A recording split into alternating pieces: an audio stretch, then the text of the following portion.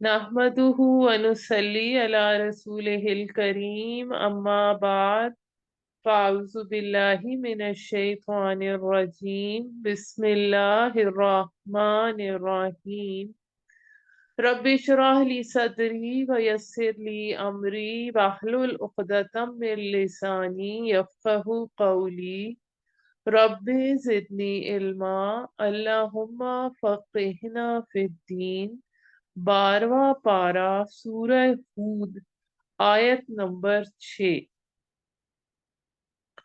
اور نہیں ہے کوئی چلنے والا جاندار زمین پر مگر اللہ ہی کے ذمے ہے اس کی روزی، اور وہ جانتا ہے اس کی قرارگاہ اور اس کا آخری ٹھکانہ، سب کچھ ایک کھلی کتاب میں ہے۔ اب اس کے جو پہلی آیت ہے اس میں مستقر اور مستودع کا ذکر آ رہا ہے، جو ہم سورہ انعام میں بھی پڑھ چکے ہیں، سورہ انعام کی آیت نمبر 98 میں۔ اس کو ہم پھر سے ایک دفعہ ڈسکس کر لیتے ہیں کہ مستقر اور مستودع کی جو تعریف ہے اس کے بارے میں تھوڑا اختلاف ہے۔ بعض کے نزدیک زمین میں چل پھر کر جہاں رک جائے مستقر ہے، اور جس کو ٹھکانہ بنائے وہ مستودع ہے۔ بعض کے نزدیک رحم مادر مستقر ہے اور باپ کی صلب مستودع ہے، اور بعض کے نزدیک زندگی میں انسان یا حیوان جہاں جہاں رہائش پذیر ہو وہ اس کا مستقر ہے، اور جہاں مرنے کے بعد دفن ہو وہ مستودع ہے۔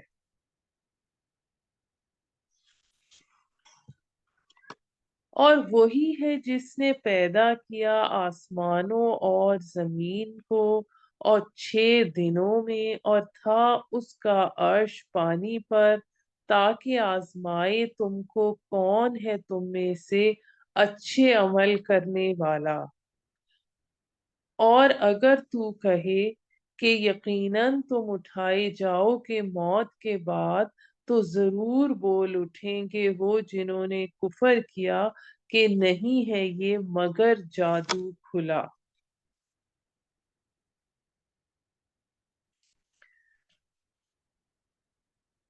اب احادیث میں آتا ہے، صحیح احادیث میں یہ بات آتی ہے، اور ایک حدیث میں آتا ہے کہ اللہ تعالیٰ نے آسمان اور زمین کی تخلیق سے 50,000 سال قبل مخلوق کی تقدیر لکھی۔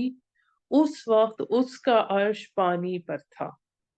یہ صحیح مسلم کی اور صحیح بخاری میں بھی آتی ہے۔ یعنی اللہ تعالیٰ نے آسمان اور زمین یوں ہی عبث نہیں بنائے، بلا مقصد نہیں بنائے، بلکہ اس سے مقصود انسانوں اور جنوں کی آزمائش ہے کہ کون اچھے عمل کرتا ہے۔ کون، اس سے مراد یہ نہیں ہے کہ کون زیادہ عمل کرتا ہے، مگر بلکہ یہ ہے کہ کون اچھے عمل کرتا ہے۔ اچھا عمل وہ ہوتا ہے جو رضائے الہی کی خاطر ہو، دوسرے یہ کہ سنت کے مطابق ہو، تو وہی اللہ کے ہاں اس کی قبولیت زیادہ ہوتی ہے۔ آیت نمبر 8، اور اگر ہم مؤخر کر دیں ان پر سے عذاب ایک مدت مقررہ تک، تو ضرور کہیں گے وہ کس چیز نے روک لیا ہے اس کو۔ خبردار، جس دن آئے گا وہ ان پر، نہ ٹالا جائے گا ان سے، اور گھیر لے گی ان کو وہ چیز جس کی وہ ہنسی اڑایا کرتے تھے۔ اور اگر چکھائیں ہم انسان کو اپنی طرف سے رحمت، پھر ہم چھین لیں اس سے، تو وہ ہو جاتا ہے مایوس ناشکرا۔ اور اگر ہم چکھائیں اس کو راحت بعد تکلیف کے جو اسے پہنچی ہو، تو بول اٹھتا ہے کہ دور ہو گئی مصیبتیں مجھ سے، بے شک وہ اترانے والا شیخی خورا ہے۔ وہ کیا کہتا ہے کہ میں تو سیلف میڈ ہوں، یہ تو میرا کمال ہے جو میں نے حاصل کیا ہے، یہ تو میں نے کاروبار میں عقل مندی سے کام لیا۔ یعنی انسان فوراً اپنے آپ کو اس کا اپنے آپ پر ڈالتا ہے کہ میرے کمال ہے۔ مگر جن لوگوں نے صبر کیا اور نیک عمل کیے، یہ وہ ہیں کہ ان کے لیے ہے بخشش اور اجر ہے بہت بڑا۔ تو شاید تو چھوڑ دے کچھ حصہ اس کا جو وحی کیا گیا ہے تیری طرف، اور تنگ ہو اس بات پر تیرا دل کہ وہ کہتے ہیں کیوں نہ اترا ان پر خزانہ یا آیا اس کے ساتھ فرشتہ، یعنی جو مشرکین مکہ معجزے مانگا کرتے تھے۔ تو محض ڈرانے والا ہے اور اللہ ہر چیز پر کارساز ہے۔ کیا کہتے ہیں وہ گھڑ لایا ہے تو اس کو، کہہ دیجئے لے آؤ 10 صورتیں اس جیسی گھڑ کر، اور بلا لو مدد کے لیے جس کو تم بلا سکو اللہ کے سوا، اگر ہو تم سچے۔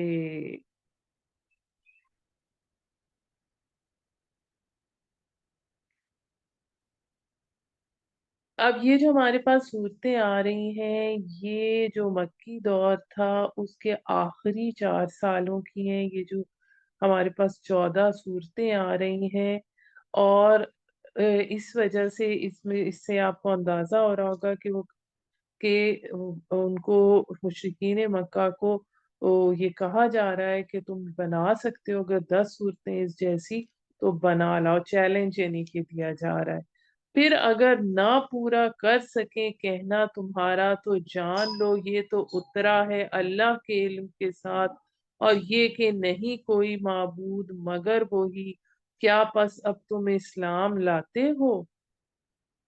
جو کوئی چاہتا ہے دنیا کی زندگی اور اس کی زینت تو دیں گے ان کو ان کے اعمال کا بدلہ دنیا میں ہی، اور وہ اس میں کوئی گھاٹا نہ اٹھائیں گے۔ یعنی جو شخص دنیا کے لیے کوشش کرتا ہے، صرف دنیا کی زندگی میں اپنی پوری جد و جہد دنیا کی کامیابی کے لیے لگاتا ہے، اس کی زینت حاصل کرنے کے لیے، تو اس کو دنیا میں ہی ملے گا، اس کا گھاٹا اس میں کوئی نہیں ہوگا۔ یہی وہ لوگ ہیں کہ نہیں ہے ان کے لیے آخرت میں مگر جہنم۔ جب انہوں نے آخرت کے لیے کچھ صحیح نہیں کی، کوئی کوشش ہی نہیں کی، تو آخرت میں کیسے کچھ ملے گا؟ اور برباد ہوا جو کیا انہوں نے دنیا میں، اور باطل ہو گئے وہ اعمال جو وہ کرتے رہے۔ بھلا وہ شخص جو رکھتا ہے روشن دلیل اپنے رب کی طرف سے۔ اب ایک شخص ہے جو روشن دلیل پر ہے، یعنی کہ اس کی فطرت سلیمہ ہے، اپنے رب کی طرف سے، اور اس کے ساتھ ہے ایک گواہ، اور گواہ کا کیا ہے؟ قرآن ہے اللہ کی طرف سے، اور اس سے پہلے کتاب ہے موسیٰ علیہ السلام کی رہنما اور ذریعہ رحمت، یعنی نبی صلی اللہ علیہ وآلہ وسلم جو پہلے ہی فطرت سلیمہ پر تھے، پھر ان پر اللہ تعالی کی طرف سے وحی نازل ہوئی، اور پھر تورات ان کی تصدیق کرتی ہے، قرآن ان کے ساتھ گواہ ہے، تو یہی لوگ ہیں جو ایمان لاتے ہیں اس پر، اور جو کوئی منکر ہوا اس کا فرقوں میں سے تو دوزخ ہے اس کا ٹھکانہ۔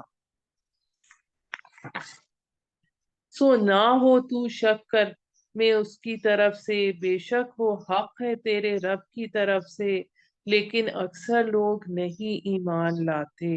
اور کون ہے اس سے بڑھ کر ظالم، جو بہتان باندھے اللہ پر جھوٹا، یعنی بہتان باندھنے سے جیسے جھوٹی نبوت کا دعویٰ کیا کرتے ہیں، ایسے لوگ پیش کیے جائیں گے اپنے رب کے سامنے اور کہیں گے گواہ یہی ہیں وہ لوگ جنہوں نے جھوٹ گڑا تھا اپنے رب پر۔ خبردار لعنت ہے اللہ کی ظالموں پر، جو لوگ روکتے ہیں اللہ کی راہ سے اس کے بندوں کو، اور تلاش کرتے ہیں اس میں کجی، وہی ہیں آخرت کا انکار کرنے والے۔ یہی لوگ ہیں کہ نہیں ہے عاجز کرنے والے اللہ کو زمین میں، اور نہیں ہے ان کا سوائے اللہ کے کوئی حمایتی، दुगना होगा उनके लिए अजाब। ना वो ताकत रखते थे हक बात सुनने की, और ना वो हकीकत को देखते थे। यही वो लोग हैं जिन्होंने में घाटे में डाला अपने आप को, खो गया उनसे जो उन्होंने घर रखा था। यानी जो उनके उनके उन्होंने अपने झूठे वादे थे, जो शुफा थे, यही लोग हैं जिन्होंने घाटे में डाला अपने आप को और खो गया उनसे जो घर रखा था। इसमें शक नहीं कि यही लोग आखिरत में सबसे ज्यादा खसारा पाने वाले होंगे। सिफारशी अपने बना रखे थे। बेशक वो लोग जो ईमान लाए और उन्होंने अमल किए नेक और आजी की अपने रब के सामने, यही लोग हैं अहले जन्नत, और वो इसमें हमेशा रहेंगे। मिसाल इन दोनों फरीकों की, कौन से दो फरीक, एक काफिर है और एक मुसलमान है, ऐसी है जैसे अंधा और बहरा और दूसरा देखने वाला और सुनने वाला। क्या दोनों बराबर हैं मिसाल में? तो फिर क्या तुम गौर नहीं करते? अफला तज़क्करून। अलबत्ता इसके बाद हमारे पास हजरत नूह अलैहिस्सलाम का किस्सा आ रहा है। और यहाँ पे अब इन रसूलों का जिक्र कुरान मजीद में इसलिए स्पेसिफिकली आया है, जिनका ये 6 रसूलों का, जिनका पहले हम सूरह आराफ में भी पढ़ चुके हैं, इस वजह से यहाँ आया है क्योंकि जो काफिरों की रिवायात थी उसमें इनका तस्करा मौजूद था। तो इसलिए अल्लाह ताला ने उन्हीं को उनको इन्हीं मिसालों से फिर समझाया है। और अलबत्ता भेजा हमने नूह अलैहिस्सलाम को उसकी कौम की तरफ, बेशक मैं तुमको डराने वाला हूँ साफ साफ, कि ना इबादत करो किसी की अल्लाह के सिवा, बेशक मुझे अंदेशा है तुम पर दर्दनाक अजाब का। तो अब यहाँ पर 6 रसूलों का वही जिक्र आ रहा है जो हजरत नूह, हजरत हूद, हजरत साले, हजरत लूत, हजरत शुएब और हजरत मूसा। फिर बोले सरदार जो काफिर थे उसके कौम के, नहीं नजर आता हमको, नहीं नजर आता तू हमको मगर आदमी हम जैसा, और नहीं दिखाई देता हमको तेरी पैरवी करने वाला कोई मगर जो नीच है हम में से, बादियों नजर में। यानी कि जो जलील हैं, जो हमारे माशरे के कमतर आदमी है, वही बात जो मैंने आपसे पहले की कि नबी सल्लल्लाहु अलैहि वसल्लम से भी कुफारे मक्का के सरदार यही आके कहते थे कि जो हमारे माशरे के गरीब लोग हैं, हजरत बिलाल हैं, हजरत सुहेब रोमी, मिqदाद बिन असवद, इन सबको आपके पास बिठाया हुआ है आपने, तो हम कैसे आके बैठ सकते हैं? तो यही चीज हजरत नूह अलैहिस्सलाम की भी कौम के सरदार कहते थे। और नहीं देखते हम तुम्हारे ऊपर, तुम्हें तुम्हारी अपने ऊपर कोई फजीलत, बल्कि हम समझते हैं तुमको झूठा। कहा नूह ने, ए मेरी कौम देखो, अगर हूं मैं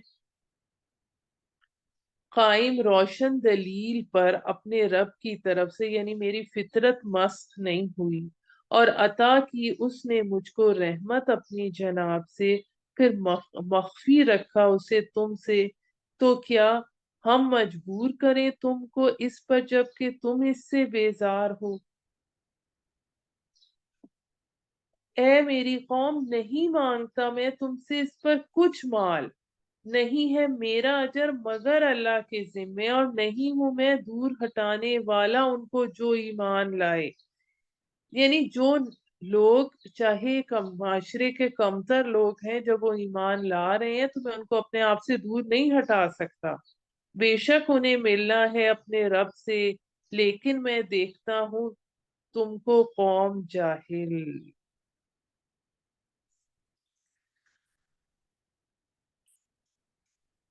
ए मेरी कौम, कौन मदद करेगा मेरी अल्लाह के मुकाबले में, अगर दूर हटा दूं मैं उनको, क्या तुम गौर नहीं करते?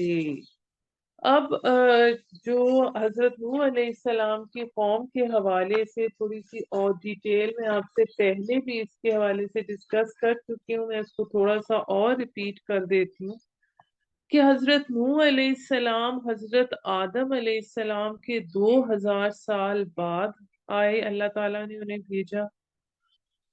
پھر حضرت نوح علیہ السلام کی جو قوم تھی، جب انہوں نے اللہ کی طرف بلایا تو یہ جو آباد تھی یہ کردستان کا علاقہ تھا، اور اس میں وہاں پر آپ نے ان کو اپنی طرف بلایا، اللہ کی طرف، اور اپنی اطاعت کا کہا، یہ نہیں مانے، ان پر پانی کا عذاب آیا، اوپر سے بارش برسی، زمین سے پانی نکلا، ہر طرف سے پانی کا عذاب آیا۔ اس دوران انہوں نے کشتی بنائی حضرت نوح علیہ السلام نے، جس پر ان کے قوم کے سردار مذاق اڑایا کرتے تھے۔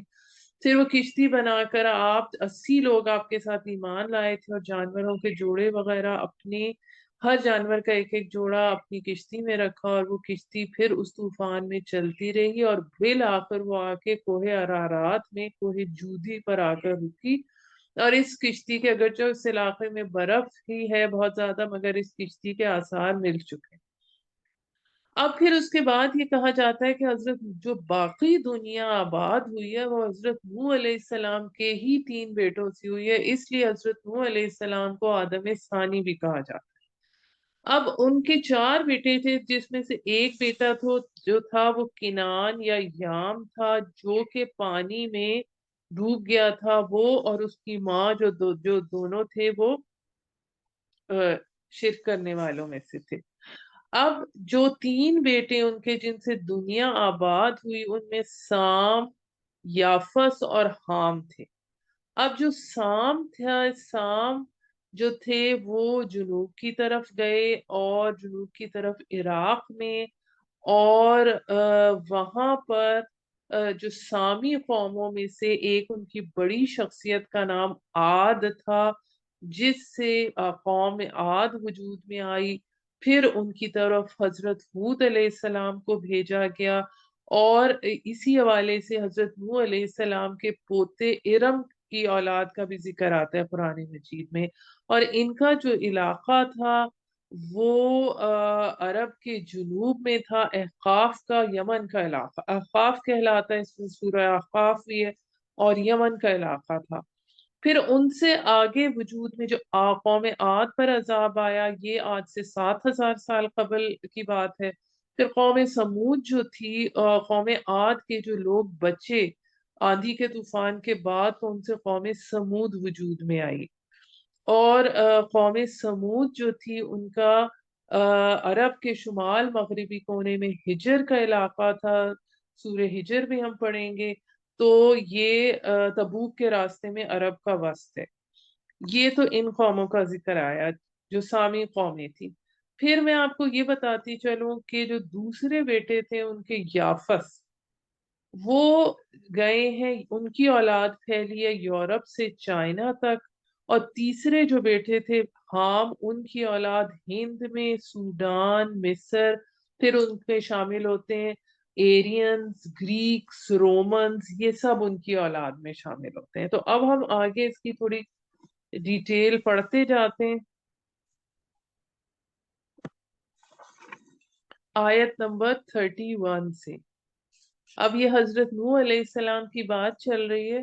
اور نہیں میں کہتا تم سے کہ میرے پاس خزانے ہیں اللہ کے، اور نہ جانتا ہوں غیب کی باتیں، اور نہ کہتا ہوں کہ میں فرشتہ ہوں، اور نہ کہتا ہوں ان لوگوں کو جو حقیر ہیں تمہاری نظر میں کہ ہرگز نہ دے گا انہیں اللہ کوئی بھلائی۔ اللہ خوب جانتا ہے جو ان کے جی میں ہے، یعنی اللہ تعالی ہر کسی کے اندر سے واقف ہے، علیم بذات الصدور ہے، وہ جانتا ہے کہ اللہ سے کسے ملنے کا شوق ہے، کون اللہ سے کتنا مخلص ہے، چاہے اس کے پاس مال ہے یا نہیں ہے۔ اگر کہوں تو میں ظالموں میں سے ہوں گا۔ وہ بولے، اے نوح، تو نے جھگڑا کیا ہم سے، اور بہت جھگڑا ہم سے، سو لے آ ہم پر جس کا وعدہ تو کرتا ہے ہم سے، اگر تو سچا، یعنی جو جو رسول جو ہیں وہ ہمیشہ ڈرایا کرتے تھے، اپنی اطاعت کا بھی کہتے ہیں، تو انہوں نے کہا کہ لیا ہم پر وہ جو عذاب جسے حضرت نوح علیہ السلام انہیں ڈرایا کرتے تھے، کہا کہ لائے گا تم پر اس کو اللہ ہی اگر وہ چاہے گا، اور نہیں ہو تم عاجز کرنے والے اللہ کو، اور نہ فائدہ دے گی تم کو میری نصیحت، خواہ میں چاہوں کہ نصیحت کروں تمہیں، اگر ہو اللہ کی مشیت کے گمراہ کرے تم کو۔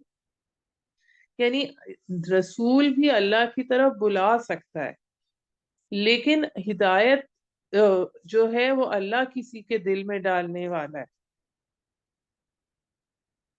وہی تمہارا رب ہے، اسی کی طرف لوٹنا ہے تم کو، کیا کہتے ہیں گھڑ لایا ہے اسے۔ یعنی کہ اب یہاں پہ آپ صلی اللہ علیہ وآلہ وسلم کے حوالے سے ہو رہا ہے کہ آپ صلی اللہ علیہ وآلہ وسلم کو ان واقعات کا کیسے پتا، انہوں نے خود یہ کیسے قرآن سے سنا رہے ہیں، کیا انہوں نے خود اسے گھڑا ہے؟ کہہ دیجئے اگر میں گھڑ لایا ہوں اسے تو مجھ پر ہے اس کا گناہ، اور میں بری الذمہ ہوں اس سے جو گناہ تم کرتے ہو، اور وہی کی گئی نوح پر کہ اب ہرگز نہ ایمان لائے گا کوئی تیری قوم میں سے مگر جو ایمان لا چکا، سو غمگین نہ ہو اس پر جو وہ کر رہے ہیں۔ یعنی 950 سال کی تبلیغ کے بعد حضرت نوح علیہ السلام کو اللہ تعالیٰ نے کہا کہ اب یہ لوگ ایمان نہیں لائیں گے، جتنے لانے تھے وہ لا چکے ہیں۔ اور پھر کیا حکم ہوا؟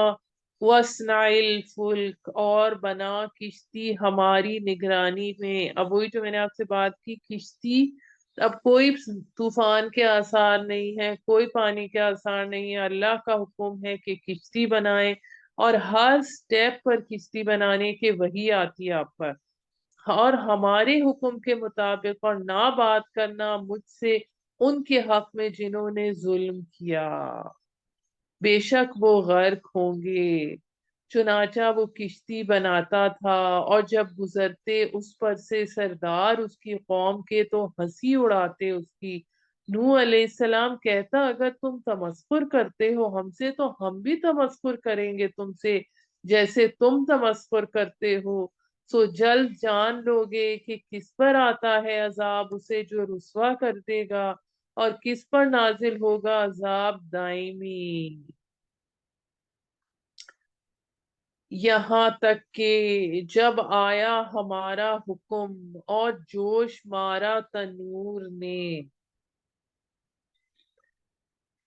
اب اس کو کس طرح سے طوفان آیا، اس کے بارے میں پانی کس طرح سے آیا، ایک تو بارش تو برسی برسی، اس کے علاوہ جو یہ ایک اور آئے گی آتی ہے کہ سمندر کے ساحل جو تھا وہ کنارے سے اونچا تھا، اور اس بیچ میں کچھ سوراخ ہو گئے تھے جن کے اندر سے پھر پانی نکل آیا۔ حکم دیا، ہم یہ بھی ہو سکتا ہے واقعی میں تنور کے اندر سے بھی پانی نکلا، حکم دیا ہم نے چڑھا لے اس کشتی میں ہر قسم کے جانوروں میں سے جوڑے دو دو، اور اپنے گھر والوں کو بھی، مگر ان کو جن کے بارے میں پہلے حکم ہو چکا، یعنی ایک بیوی آپ کی اور بیٹا جس کا نام کنان اور یام، یہ دونوں اسی کے نام آتے ہیں، اور جو ایمان لا چکے ہیں اور نہیں ایمان لائے اس پر مگر تھوڑے سے، اور کہا سوار ہو جا اس میں اللہ کے نام سے۔ اب یہ کشتی پر سوار ہونے کی جو دعا ہے، بسم اللہ مجریہا و مرساہا ان ربی لغفور الرحیم، کہا سوار ہو جاؤ اس میں اللہ کے نام سے ہی چلنا ہے اس کا، اور ٹھہرنا اس کا، اور بے شک میرا رب بخشنے والا نہایت رحم والا ہے۔ اور کشتی لیے جا رہی تھی انہی موجوں میں سے جو پہاڑ جیسی تھی، پکارا نوح نے اپنے بیٹے کو، اب یہاں کنان کی بات ہو رہی ہے، اور وہ تھا کنارے پر، اے میرے بیٹے سوار ہو جا ہمارے ساتھ اور نہ رہ کافروں کے ساتھ، بولا جلد جا لگوں گا میں کسی پہاڑ کے ساتھ جو بچا لے گا مجھے پانی سے، नूह अलैहिस्सलाम ने कहा, कोई नहीं बचाने वाला आज हुक्म इलाही से मगर जिस पर वो रहम करे, और हाइल हो गई दोनों के दरमियान मौज, फिर हो गया डूबने वालों में से। और हुक्म हुआ, ए जमीन निगल जा अपना पानी, और ए आसमान थम जा। और उतरता चला गया और उतरता चला गया पानी, और अंजाम को पहुंचा काम, और जा लगी किश्ती जूदी पहाड़ पर। और कहा गया, रहमत से दूरी है जालिम लोगों के लिए। और पुकारा नूह अलैहिस्सलाम ने अपने रब को और कहा, ए मेरे रब, यकीनन मेरा बेटा मेरे घर वालों में से है, और बेशक तेरा वादा सच्चा है, और तू सबसे बड़ा हाकिम है। कहा, ए नूह, बेशक वो नहीं है तेरे घर वालों में से, बेशक उसके अमल बुरे हैं, लिहाजा ना पूछ मुझसे ऐसी बात कि तुझको उसका इल्म। बेशक मैं नसीहत करता हूँ तुझको कि ना हो जाए तू जाहिलों में से।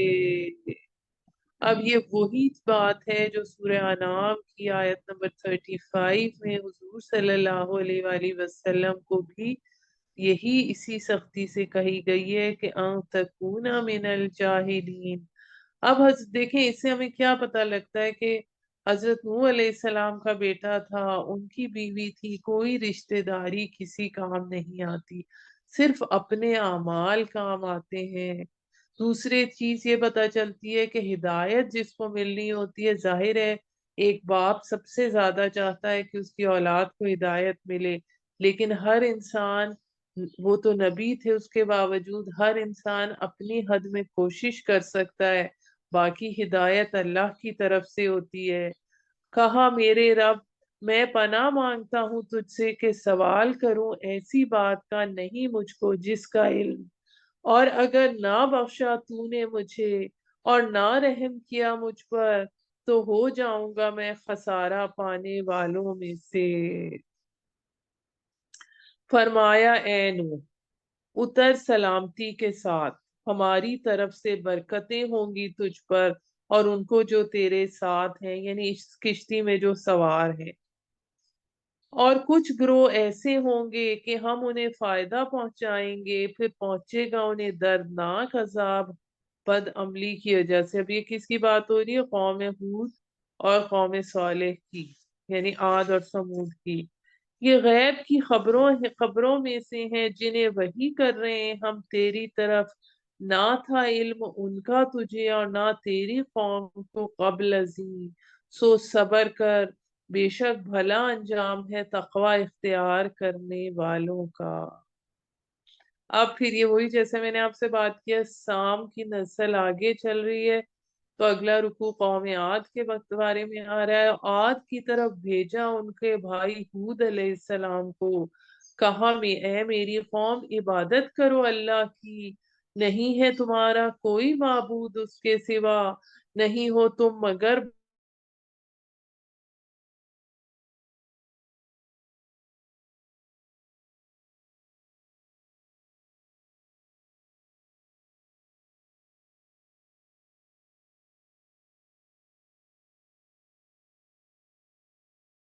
जो मिलना है। अब तुम्हें अल्लाह की तरफ बुलाने का अजर वो तो अल्लाह की तरफ से मिलना है, तुमसे मैं कोई अजर नहीं मांगता।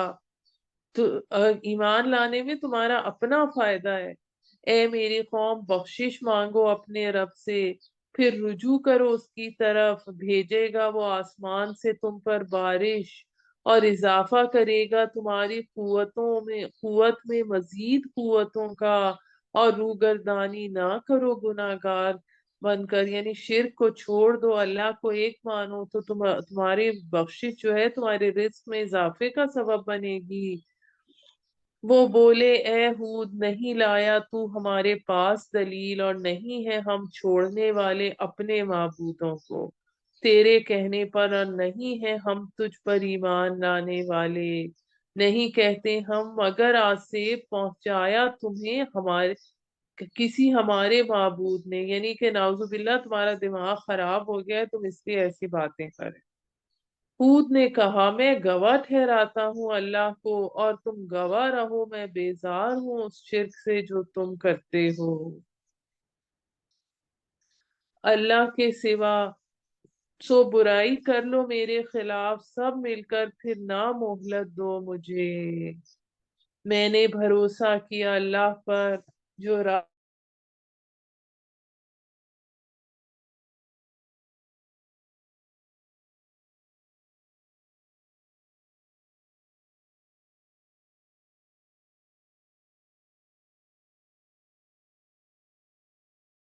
پر اللہ پکڑے ہوئے ہے اس کی چوٹی، آخذم بناصیتہا، یعنی اس کی تقدیر، اس کی قسمت۔ بے شک میرا رب صراط مستقیم پر ہے، پھر اگر پھر جاؤ تو بے شک میں پہنچا چکا تم کو جو بھیجا گیا میرے ذریعے تمہاری طرف، اور جانشین بنا دے گا میرا رب قوم دوسری کو تمہارے سوا، اور نہ بگاڑ سکو گے تم اللہ کا کچھ بھی، بے شک میرا رب ہر چیز پر نگہبان ہے۔ اور جب آ پہنچا ہمارا حکم تو بچا لیا ہم نے ہود کو اور جو ان کے ساتھ جو ایمان لائے تھے اس کے ساتھ ہماری رحمت سے، اور نجات دی ہم نے ان کو بھاری عذاب سے، یعنی گاڑے عذاب سے۔ یہ تھے عاد، انکار کیا جنہوں نے اپنے رب کی نشانیوں کا، اور نافرمانی کی اس کے رسولوں کی، اور مانا حکم ہر سرکش اناد رکھنے والوں کا، اور پیچھے لگا دی گئی ان کے اس دنیا میں لعنت اور روز قیامت بھی۔ آگاہ رہو بلا شبہ عاد تھے جنہوں نے نافرمانی کی اپنے رب کی، آگاہ رہو پھٹکار ہے عاد پر جو ہود کی قوم تھی۔ اب یہ عاد کا ہم نے پڑھا، یہ احقاف کے علاقہ ان کا تھا، یمن کا علاقہ تھا جس میں احقاف اسپیسیفکلی جگہ کا نام آتا ہے۔ پھر جو ان پر عذاب آیا وہ آندھی تھی، جو اتنی زوردار آندھی تھی کہ یہ زمین پر اس طرح گرے پڑے تھے جیسے کھجور کے درختوں کے تنے ہوتے ہیں۔ اس کے بعد آگے ہمارے پاس ذکر آ رہا ہے قوم سمود کا، ان کی طرف بھیجا حضرت صالح علیہ السلام کو، ان کے علاقے کا نام ہجر کا علاقہ تھا، یہ عرب کے وسط کا علاقہ ہے، تبوک کے راستے میں آتا ہے۔ تو اب ہم اس قوم کی ڈیٹیل پڑھتے ہیں۔ اور بھیجا سمود کی طرف ان کے بھائی صالح علیہ السلام کو، اس نے کہا اے میری قوم عبادت کرو اللہ کی، نہیں ہے تمہارا کوئی معبود اس کے سوا، اس نے پیدا کیا تم کو زمین سے اور آباد کیا تم کو اسی میں، سو مغفرت مانگو اس سے، پھر رجوع کرو اس کی طرف، بے شک میرا رب قریب ہے دعاؤں کا جواب دینے والا ہے۔ بولے اے صالح تو تھا ہم میں امید کیا جانے والا، یعنی تم تو بڑے اخلاق والے تھے، ہم سمجھتے تھے تم ہمارے آباء و اجداد کا نام روشن کرو گے۔ قبل ازیں کیا منع کرتا ہے تو ہمیں کہ عبادت کریں ہم جس کی عبادت کرتے تھے ہمارے باپ دادا، اور ہم کو شک ہے اس میں کہ بلاتا ہے تو ہم کو اس کی طرف کے دل نہیں مانتا۔ یعنی یہی چیز ہمیشہ سے ہر دور میں چلتی رہی ہے کہ انسان یہ کہتا ہے کہ میں اس راستے پر چلوں گا جو میرے باپ دادا کا راستہ تھا، لیکن اس میں چیک کرنے کی ضرورت یہ ہے کہ آیا وہ سیدھے راستے پر تھے یا نہیں، کیونکہ ہر کوئی اپنے باپ دادا کو ظاہر ہے نیک سمجھتا ہے، معصوم سمجھتا ہے، لیکن انسان بہرحال انسان ہوتا ہے، انسان خطا کا پتلا ہوتا ہے۔ سوائے انبیاء کو اللہ تعالیٰ نے معصوم رکھا۔ اس نے کہا اے میری قوم بھلا دیکھو تو اگر ہوں میں دلیل پر اپنے رب کی طرف سے، اور عطا کی ہو اس نے مجھے اپنی رحمت، تو کون بچا لے گا مجھے اللہ سے اگر میں نافرمانی کروں اس کی، سو نہیں بڑھاتے تم میرے لیے سوائے نقصان کے۔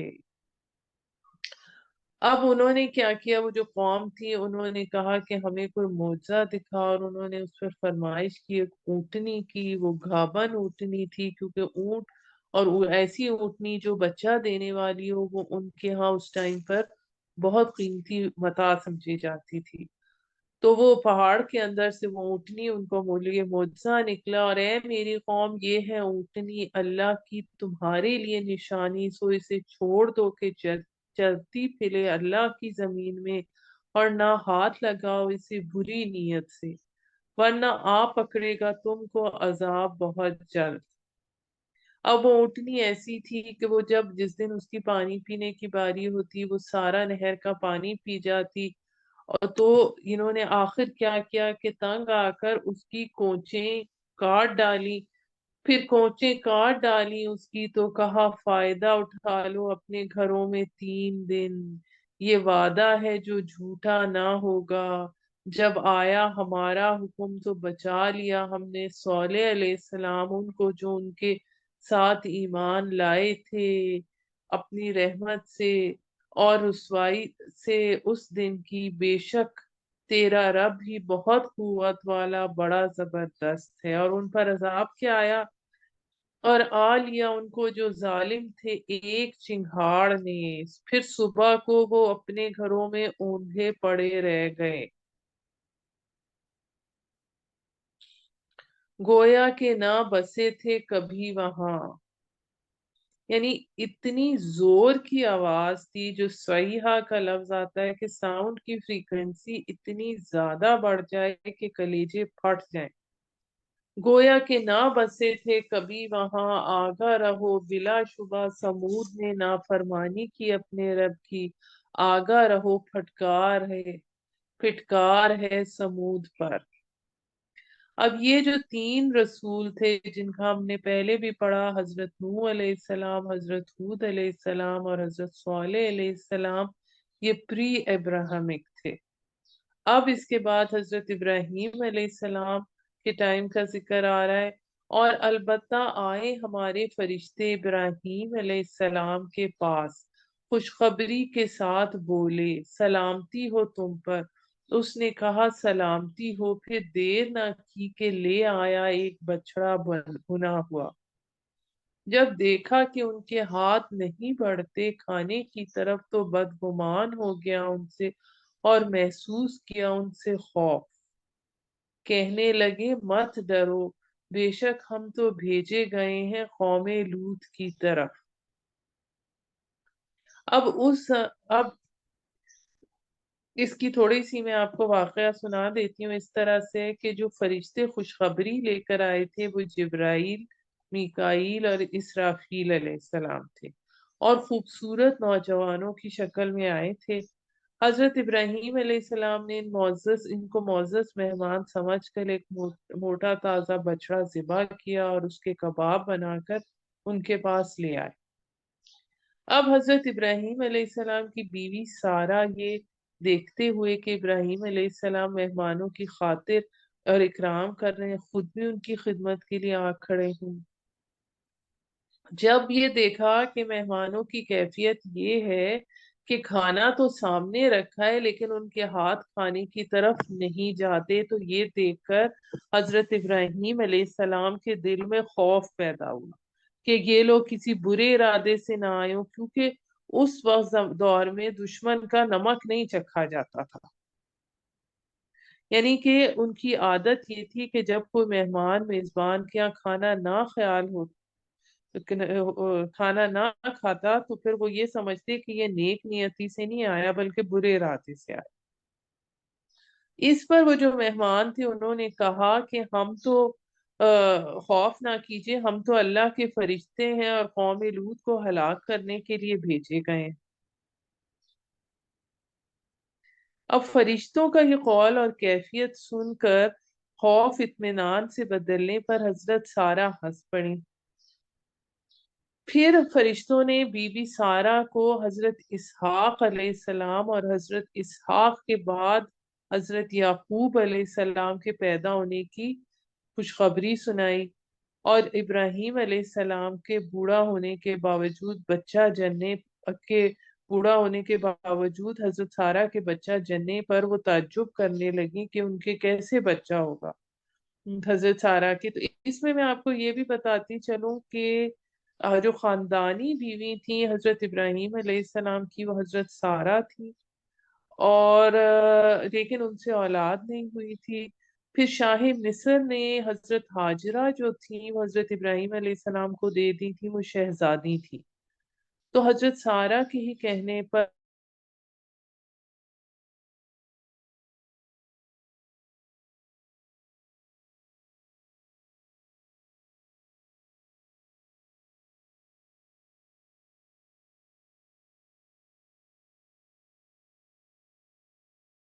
सी बात है कि औरत होने के नाते थोड़ी हसद हुआ कि हजरत हाजरा पर, और फिर हजरत इब्राहिम की तवज्जो उस तरफ मरकूज हो गई।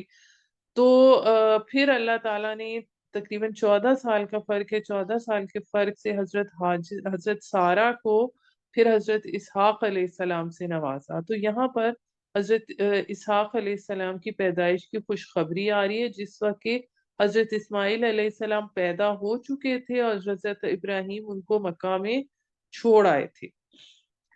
तो हम यहाँ से आगे पढ़ते हैं आयत नंबर 71 से। और उसकी बीवी खड़ी थी, वो हंसी, फिर हमने खुशखबरी दी उसको इसहाक की, और बाद इसहाक के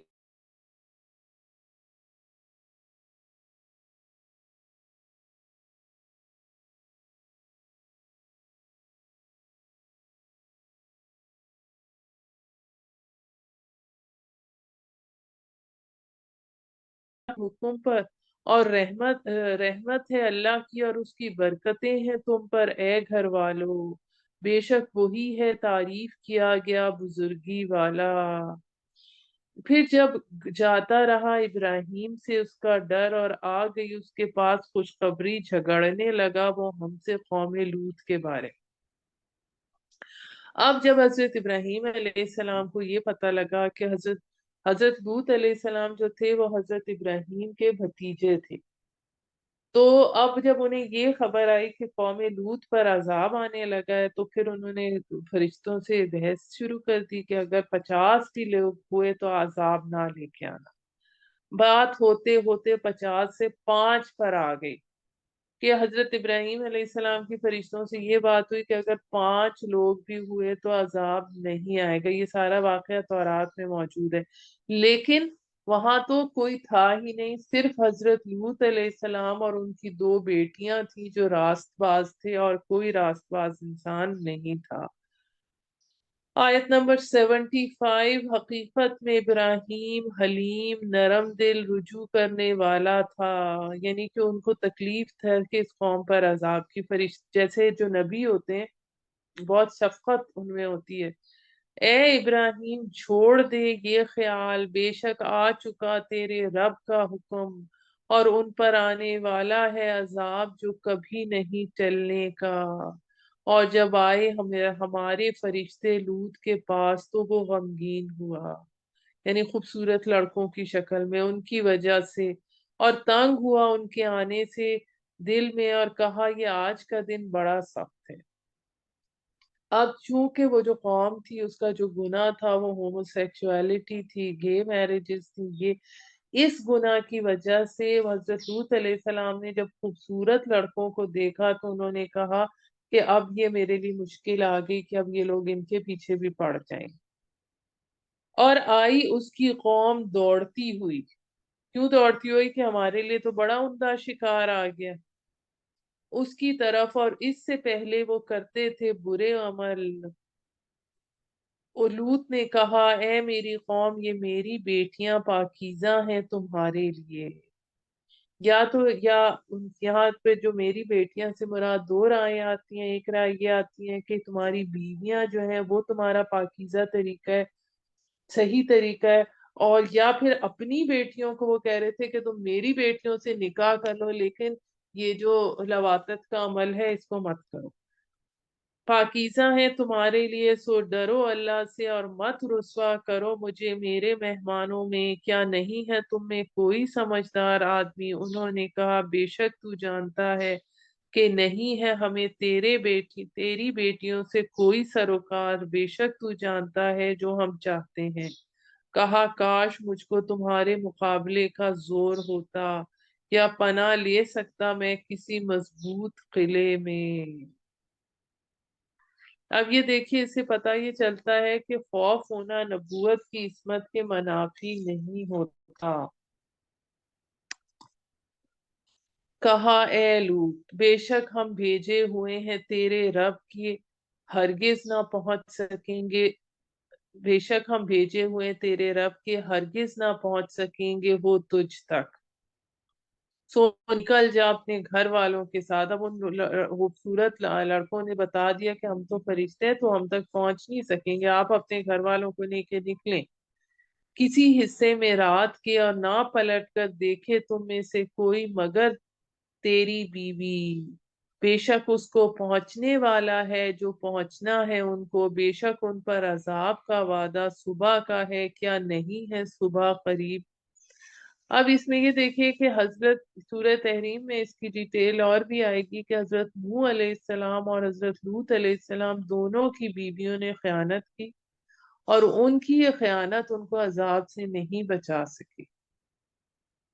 پھر جب آ پہنچا ہمارا حکم تو کر دیا ہم نے اس بستی کو اوپر نیچے، یعنی حضرت جبرائیل علیہ السلام نے اپنے پر لے کر اس بستی کو پلٹ دیا، اور برسائے ہم نے ان پر پتھر کنگر کے تابڑ توڑ، نشان زدہ تیرے رب کے ہاں سے کہ کس کو کون سا، نشان زدہ کا کیا مطلب ہوتا ہے کہ کس کو کون سا پتھر لگنا ہے، نہیں ہے یہ بستی ظالموں سے کچھ دور۔ جی یہاں پر ہمارا نصف ہو گیا ہے، ہم 7 منٹ کی بریک لیتے ہیں 11:59 تک، پھر اس کے بعد انشاءاللہ ہم آگے کنٹینیو کریں۔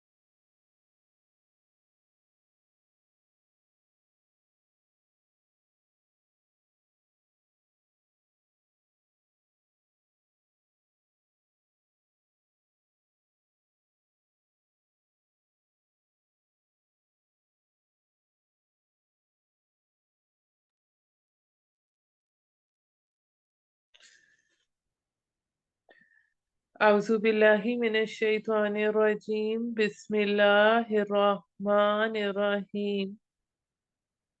आयत नंबर 84 सूरह हूद। और भेजा मदियन की तरफ उनके भाई शुएब को। वो बोला, ए मेरी कौम, इबादत करो अल्लाह की, नहीं है तुम्हारा कोई माबूद उसके सिवा, और ना कमी करो माप तोल में।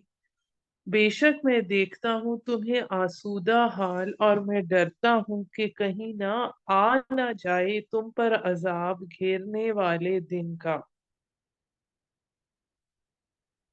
अब ये हमारे पास कौमी शुएब की बात आ रही है। इनके जो इलाका था वो मदियन था, और ये हिजाज से शाम जाते हुए रास्ते में इलाका आता है। इससे पहले ये बताना आपको रह गया कि जो कौम लूत थी उसका इलाका जो था वो सदूम और आमोरा की बस्तियां थी, जो कि डेड सी के किनारे वाक़ थी।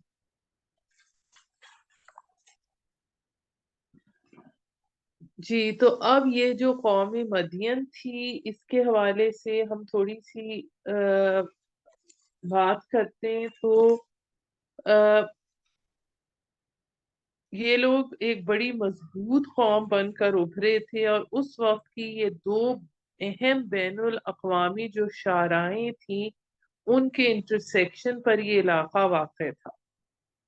एक शारा शुमालन जुनूबन थी जो शाम से यमन जाती थी, और दूसरी शर्कन गरबन थी जो इराक से मिस्र को जाती थी। चुनाचे तमाम तिजारती काफले यहीं से गुजरते थे, जिसकी वजह से ये इलाका उस जमाने का बहुत बड़ा तिजारती मरकज बन गया था। नतीजतन यहाँ के लोग बहुत खुशहाल हो गए थे, मगर साथ ही नाप तोल में कमी और रहजनी जैसे जराइम में भी मुलविस थे। तो इनको अल्लाह ताला ने इनको हजरत शुएब अलैहिस्सलाम के जरिए ये पैगाम पहुंचाया, ये हुक्म दिया कि इंसाफ के साथ पूरा पूरा नापो और तोलो, लोगों की चीजों में कमी ना करो, उनकी हक तलफी ना करो। अगर तुम दयानतदारी से तिजारत करोगे तो अल्लाह ताला तुम्हें और मुनाफा अता फरमाएगा, और उसी पर कनात करोगे तो तुम्हारी दुनिया और आखिरत के लिए बेहतर होगा। तो यही चीज आगे हमारे पास आयत नंबर 85 में आ रही है। हजरत शुएब अलैहिस्सलाम ने कहा, ए मेरी कौम, पूरा करो माप और तोल इंसाफ के साथ, और मत घटा कर दो लोगों को उनकी चीजें, और मत फिरो जमीन में फसाद करते हुए। जो बच रहेगा अल्लाह का दिया, यानी सही नापने के बाद, बेहतर है तुम्हारे लिए अगर हो तुम ईमान वाले, और नहीं हूं मैं तुम पर निगहबान। कौल कहने लगे, ए शुएब, क्या तेरी नमाज हुक्म देती है तुझे कि हम छोड़ दें जिनकी इबादत करते थे हमारे बाप दादा, या ये कि ना करें हम अपने मालों में से जो कुछ करना चाहें। वाकई तू ही तो है हलीम, वाकई तू ही है हलीम और समझदार। यानी इसमें एक बात ये समझने की होती है कि अल्लाह ताला ने जो माल दिया है, माल का जो मालिक हकीकी है वो तो अल्लाह ताला है। हम ये समझ बैठते हैं कि जो माल हमें इंसान को अल्लाह ने दे दिया कि हम इसके मालिक हैं। लेकिन असल में इंसान तो चंद दिन के लिए मालिक बनाया गया है ना, फिर तो इंसान ने दुनिया से चला जाना है। हर चीज का बहरहाल वारिस तो अल्लाह ताला है। तो अल्लाह ताला ने उस माल में से जो हक निकालने का कहा गरीबों का, या उस माल को इतदाल से खर्च करने का हुक्म दिया है, तो वो क्योंकि हर चीज का मालिक बहरहाल अल्लाह ताला है। उसने कहा, ए मेरी कौम, भला देखो तो अगर हूं मैं दलील पर अपने रब की, और दिया उसने मुझको अपने पास से रिस्क। अच्छा, अब यहाँ रिस्क से मुराद नबूवत भी हो सकती है। और नहीं चाहता कि बाद में खुद करूं वही काम के रोकता हूं तुमको, जिससे नहीं चाहता मैं मगर इसलाह जहां तक मुझसे हो सके, नहीं हो सकती मुझे तौफीक सिवाय अल्लाह की मदद के। اس پر بھروسہ کیا میں نے اور اسی کی طرف میں رجوع کرتا ہوں۔ اے قوم، کہیں نہ ایسا جرم کرا دے تم سے میری مخالفت کہ تم پر آ پڑے عذاب جیسا کہ آیا تھا۔ اب یہ پچھلی قوموں کے عذاب کا ذکر کیا جا رہا ہے، قوم نوح پر یا قوم ہود پر یا قوم صالح پر، اور نہیں قوم لوط کا زمانہ تم سے دور، یعنی زمانی اور مکانی اعتبار سے، دونوں اعتبار سے قریب ہے۔ اور مغفرت مانگو اپنے رب سے، پھر رجوع کرو اس کی طرف، بے شک میرا رب بہت رحم والا محبت والا ہے۔ کہنے لگے شعیب، نہیں سمجھتے ہم اکثر باتیں اس میں سے جو تو کہتا ہے۔ وہ لوگ کہنے لگے شعیب انہیں، نہیں سمجھتے ہم اکثر باتیں اس میں سے جو تو کہتا ہے، اور بلا شبہ دیکھتے ہیں ہم تجھے اپنے لوگوں میں کمزور۔ اگر نہ ہوتی تیری برادری تو ہم سنسار کر دیتے تم کو، اور نہیں ہو تم ہم پر غالب۔ اب وہی بات کہ جس طرح نبی کریم صلی اللہ علیہ وآلہ وسلم کے جو ٹائم پر جب تک ابو طالب بنی ہاشم کے سردار تھے تو انہوں نے آخری وقت تک حضور صلی اللہ علیہ وآلہ وسلم کو سپورٹ کیا تھا، اسی طرح حضرت شعیب علیہ السلام کو ان کی خاندان جو تھا وہ ان کا پشت بنا تھا۔ کہا اے میری قوم، کیا میری برادری زیادہ زور آور ہے تم پر اللہ کی نسبت، یعنی تم کو میری برادری سے زیادہ ڈر لگتا ہے اللہ کی نسبت، اور ڈال رکھا ہے تم نے اللہ کو پسے پشت۔ بے شک میرا رب جو کچھ تم کرتے ہو اس کا احاطہ کیے ہوئے ہے۔ اور اے میری قوم، کام کیے جاؤ تم اپنی جگہ، بے شک میں بھی کام کرتا ہوں، بہت جلد جان لوگے کہ کس پر آتا ہے عذاب رسوا کن اور کون ہے جھوٹا۔ انتظار کرو تم، بے شک میں بھی تمہارے ساتھ منتظر ہوں۔ جب آ پہنچا ہمارا حکم، بچا لیا ہم نے شعیب کو اور ان کو جو ایمان لائے اس کے ساتھ ہماری رحمت سے، اور آ پکڑا ان کو جو ظالم تھے کڑک نے، یعنی صیحہ۔ پھر صبح کو رہ گئے اپنے گھروں میں اوندے پڑے ہوئے، گویا کہ نہ بسے تھے کبھی وہاں۔ آگاہ رہو پھٹکار ہے مدین پر، جیسی پھٹکار ہوئی سمود پر۔ اس کے بعد ہمارے پاس آگے قصہ آ رہا ہے حضرت موسیٰ علیہ السلام کا، اور ان کا علاقہ جو تھا وہ مصر تھا۔ باقی ان کی جو ڈیٹیل ہے وہ تو بار بار قصہ آئے گا، حضرت موسیٰ کے مختلف قصے۔ اور البتہ بھیجا ہم نے موسیٰ علیہ السلام کو دے کر نشانیاں اور واضح سند، یعنی عصا اور ید بیضا، فرعون کی طرف اور اس کے سرداروں کی طرف، پھر چلے وہ حکم پر فرعون کے، وہ نہیں تھا اور نہیں تھا فرعون کا حکم درست۔ آگے ہوگا اپنی قوم کے روز قیامت، پھر لا کرے گا ان کو آگ پر، یعنی فرعون اور اس کے ساتھی جو ہیں وہ جس طرح ایک ریوڑ ہوتا ہے جانوروں کا، تو ان کو بھی وہ پانی کے کنارے آ کے ریوڑ کھڑا ہو جاتا ہے گھاٹ پر پانی پینے، اسی طرح فرعون اپنی قوم کو لے کر قیامت کے روز آگ پر لا کر کھڑا کرے گا۔ کیا ہی برا گھاٹ ہے جس پر وہ پہنچیں گے، اور ان کے پیچھے لگی اس دنیا میں لعنت، اور روز قیامت کو بھی کیا ہی برا صلہ ہے جو ان کو دیا گیا۔ یہ کچھ خبریں ہیں بستیوں کی جو سنا رہے ہیں ہم تجھ کو، ان میں سے کچھ قائم ہیں اور کچھ مٹ چکی، یعنی کچھ کے جیسے سمود کے مسکن ابھی موجود ہیں۔ اور نہ ظلم کیا ہم نے ان پر، بلکہ ظلم کیا انہوں نے اپنی جانوں پر، پھر فائدہ نہ دیا ان کو ان کے معبودوں نے جنہیں وہ پکارتے تھے اللہ کے سوا ذرا بھی، جب آیا حکم تیرے رب کا، اور نہ بڑھایا ان کے لیے کچھ بجز ہلاکت کے۔ اور ایسی ہی ہے پکڑ تیرے رب کی جب وہ پکڑتا ہے بستیوں کو جبکہ وہ ظلم کر رہے ہوتے ہیں، بے شک اس کی پکڑ دردناک ہے، سخت۔ بے شک اس میں نشانی ہے اس کے لیے جو ڈرتا ہے عذاب آخرت سے، وہ دن ہے جمع ہوں گے جس میں سب لوگ اور وہ ایک دن ہے پیشی کا اللہ کے حضور، اور نہیں مؤخر کرتے ہم اس کو مگر ایک مدت مقررہ تک۔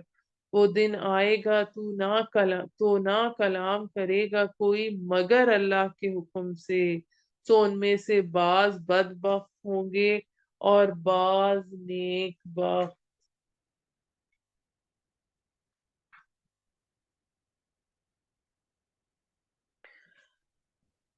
تو جو بدبخت ہوں گے دوزخ میں ڈال دیے جائیں گے، ان کو وہاں چیخنا اور چلانا ہے، ہمیشہ رہیں گے اس میں جب تک قائم رہے آسمان اور زمین، مگر جو چاہے تیرا رب۔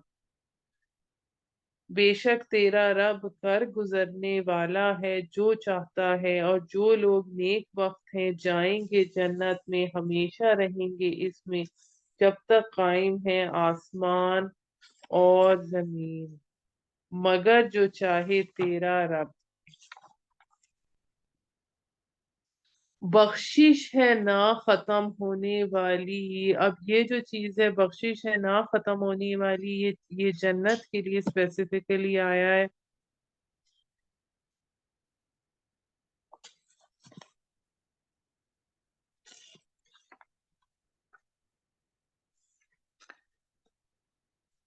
بس نہ رہ تو کسی شک میں اس سے کہ عبادت کرتے ہیں یہ، نہیں عبادت کرتے وہ مگر جیسی عبادت کرتے تھے ان کے باپ دادا ان سے پہلے، اور بے شک ہم پورا پورا دیں گے ان کو ان کا حصہ بغیر کسی نقص کمی کے۔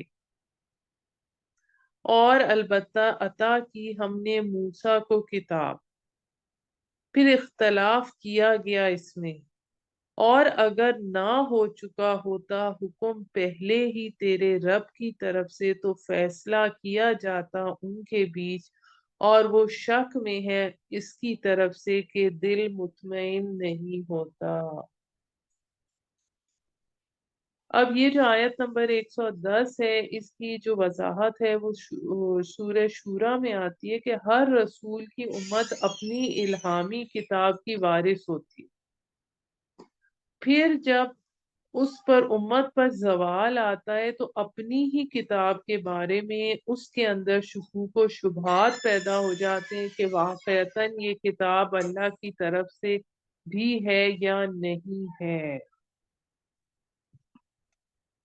یہ بات آج کل کے دور کے حوالے سے بھی بہت غور طلب ہے۔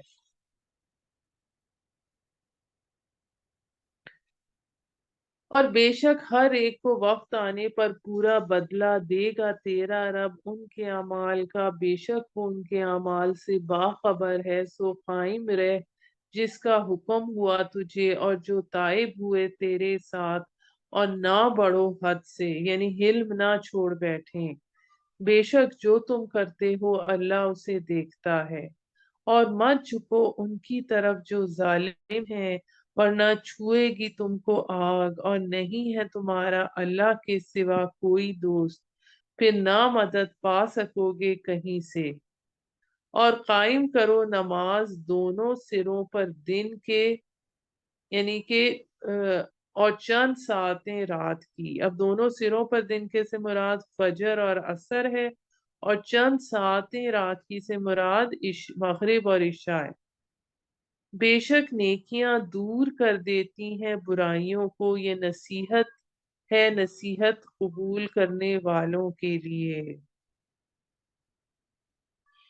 اب جو نماز کا 5 وقت کا باقاعدہ حکم ہوا تھا وہ تو سن 1190 میں معراج کے بعد ہوا تھا نا، شروع میں باقاعدہ سے نمازوں کا نظام نہیں تھا۔ یہ ساری جو ہم یہ جو پڑھ رہے ہیں یہ نمازوں کے حوالے سے یہ حضور صلی اللہ علیہ وآلہ وسلم کی وساطت سے مسلمانوں سے خطاب ہو۔ اور صبر کر بے شک اللہ نہیں ضائع کرتا اجر نیکی کرنے والوں کا، پھر کیوں نہ ہوئے ان قوموں میں جو تم سے پہلے تھیں اہل خیر، جو روکتے فساد سے ملک میں مگر تھوڑے، کہ جن کو بچا لیا ہم نے ان میں سے، اور پیروی کی ان کی جو ظلم کر رہے تھے اس راہ میں، وہ عیش میں رہتے تھے اور وہ تھے ہی گناہگار۔ اور نہیں ہے تیرا رب ایسا کہ ہلاک کر دے بستیوں کو ظلم سے جبکہ ان کے لیے لوگ نیکوکار ہوں۔ اب آیت نمبر 118 جو ہے وہ بہت اہم ہے۔ اور اگر چاہتا تیرا رب تو بنا دیتا تمام انسانوں کو ایک امت اور وہ رہیں گے اختلاف کرتے۔ اب اس میں یہ بات سمجھنے کی ہے کہ انسانوں میں اللہ تعالیٰ نے ہر انسان کو مختلف بنایا ہے، تو انسانوں میں اختلاف رائے ضرور ہوتا ہے، پوائنٹ آف ویوز ڈفرینٹ ضرور ہوتے ہیں، لیکن اصل بات یہ ہوتی ہے کہ اختلاف رائے کے نتیجے میں تفرقہ نہیں ہونا چاہیے، لڑائی جھگڑا نہیں ہونا چاہیے۔ اختلاف رائے ہونا تو قدرتی سی بات ہے۔ اگر ہم اس میں اللہ تعالیٰ نے چونکہ انسان میں تنوع رکھا ہے، اربوں انسان ہے دنیا میں، مگر ہر انسان دوسرے سے مختلف ہے۔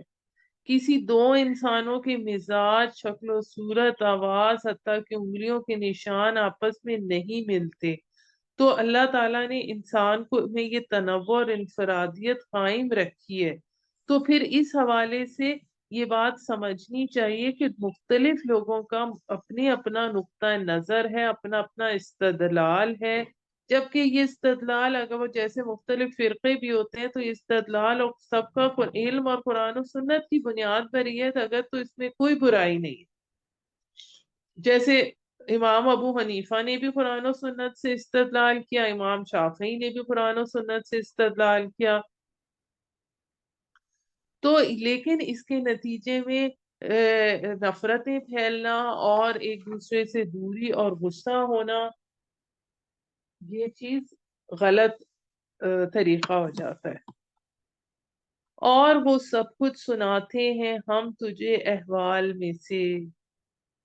آیت نمبر 119، سوائے ان کے کہ جن پر رحم کیا تیرے رب نے اور اسی لیے پیدا کیا ان کو، اور پوری ہو کر رہی بات تیرے رب کی کہ البتہ بھر دوں گا جہنم کو جنوں اور آدمیوں میں سے سب سے۔ اور وہ سب کچھ جو سناتے ہیں ہم تجھے احوال میں سے رسولوں کے، جس سے تسلی دیں تیرے دل کو، اور آئی تیرے پاس ان قصوں میں حق بات اور نصیحت اور یاد دہانی ایمان والوں کے لیے۔ یعنی کہ جو نبی صلی اللہ علیہ وآلہ وسلم کو یہ سارے قصے سنائے جا رہے ہیں، یہ ساری باتیں بتائی جا رہی ہیں کہ پچھلے رسولوں کو بھی اتنی تکالیف کا سامنا کرنا پڑا، اتنے کم لوگ ایمان لائے، تسلی ہے آپ صلی اللہ علیہ وآلہ وسلم کے لیے۔ آیت نمبر 121، کہہ دیجئے ان سے جو ایمان نہیں لاتے کہ عمل کریں اپنی جگہ، ہم بھی عمل کرتے ہیں اپنی جگہ، اور انتظار کرو، ہم بھی انتظار کرتے ہیں، اور اللہ کے پاس ہے اسرار آسمانوں اور زمین کے، اور اسی کی طرف لوٹایا جاتا ہے ہر معاملہ، سو عبادت کرو تم اسی کی اور بھروسہ کرو اسی پر، اور نہیں ہے تیرا رب غافل ان کاموں سے جو تم کرتے ہو۔ یہاں پر ہم نے جو بات کی تھی کہ تین تین صورتوں کے سب گروپس ہیں، اس میں ہم نے یہ جو سب گروپ تھا اس میں ایک ہمارے پاس جوڑا آیا سورہ یونس اور سورہ ہود کا، اس کے بعد سورہ یوسف ایک منفرد صورت ہے، اور یہ ایک ایسی صورت ہے جو پوری ایک نبی پر ہے، اور قصص النبیین کے حوالے سے یہ ایک منفرد صورت ہے۔ یعنی پورے اگر آپ قرآن مجید میں ایک انداز دیکھیں تو انداز کے اعتبار سے سورہ یوسف ایک منفرد انداز کی صورت ہے، تھوڑی بہت جو اس سے مشابہ ہے وہ سورہ طٰہٰ ہے، اور اس میں سورہ طٰہٰ اور سورہ یوسف میں ایک طرح سے معنوی نسبت یہ بھی ہے کہ حضرت یوسف علیہ السلام کے زمانے میں آپ کی وساطت سے بنی اسرائیل مصر میں داخل ہوئے تھے، جبکہ حضرت موسیٰ علیہ السلام کے زمانے میں آپ کے ذریعے تھے وہ لوگ وہاں سے نکلے تھے۔ اس پورے قصے میں سورہ یوسف کے میں انباء اور رسل کے انداز کی ہلکی سی جھلک بھی نہیں نظر آتی، جو ہم ابھی پچھلے سورہ ہود میں پڑھ چکے۔ یعنی کوئی ایسا اشارہ نہیں ملتا کہ انہوں نے اپنی قوم کو یہ کہا ہو کہ اگر تم میری بات نہیں مانو گے تو تم پر اللہ کا عذاب آئے گا۔ اب اللہ تعالیٰ نے یہ جو حضرت یوسف کا قصہ نبی کریم صلی اللہ علیہ وآلہ وسلم کو اس تفصیل سے بتایا، تو اس کا بیان کرنے کا بنیادی سبب تو یہ ہے کہ جب رسول اللہ صلی اللہ علیہ وآلہ وسلم کے دعوی نبوت کی خبریں یہود مدینہ تک پہنچی، تو انہوں نے تورات کی معلومات کی بنیاد پر شرارتاً مشرکین مکہ سے کہا کہ اپنے نبی سے یہ سوال جا کے پوچھو۔ پھر ان سوالات میں ایک اہم سوال یہ بھی تھا کہ بنی اسرائیل کے بارے میں آپ جو یہ واقعات بیان کر رہے ہیں کہ مصر میں فرعون ان پر ظلم کیا کرتا تھا، وہاں وہ غلامانہ زندگی بسر کر رہے تھے، پھر حضرت موسیٰ ان کو وہاں سے نکال کر لے آئے، مگر بنی اسرائیل کے جو جد امجد تھے حضرت ابراہیم، حضرت اسحاق، حضرت یعقوب، یہ سب تو فلسطین میں آباد تھے، تو یہ بتائیں کہ وہ مصر پہنچ کیسے گئے؟ تو اللہ تعالیٰ نے تاریخ کا یہ ایک سوال تھا جس کے جواب میں اللہ تعالیٰ نے پورا واقعہ اس صورت میں بہت ہی خوبصورت انداز میں بیان فرما دیا۔ تو اس کے ساتھ ہم سورہ یوسف شروع کرتے ہیں۔ بسم اللہ الرحمن الرحیم، الف لام را، یہ حروف مقطعات ہیں، یہ آیات ہیں واضح کتاب کی۔ ہم نے نازل کیا اس قرآن کو عربی زبان میں تاکہ تم سمجھ سکو۔ ہم بیان کرتے ہیں تیرے سامنے بہت اچھا قصہ، اس لیے کہ وحی کیا ہم نے تیری طرف یہ قرآن، اور تھا تو اس سے پہلے البتہ بے خبروں میں سے۔